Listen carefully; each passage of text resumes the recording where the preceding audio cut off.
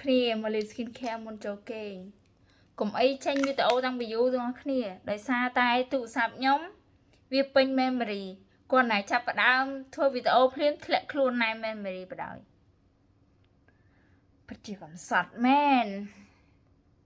skin care ខ្ញុំអត់មានអីទេងាយខ្ញុំលាបអានេះផ្ដោតសំណាងមកតំណប់ហើយ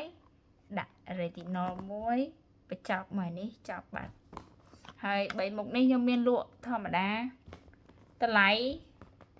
8រៀល7រៀល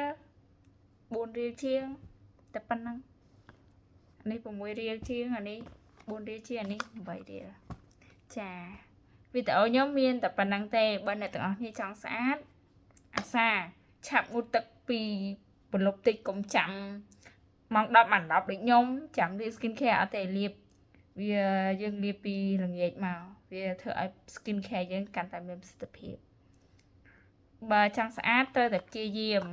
តែប៉ុណ្្នឹងទេអរគុណអ្នកទាំងអស់គ្នាដែលបានមើលទស្សនាវីដេអូខ្ញុំបាយបាយ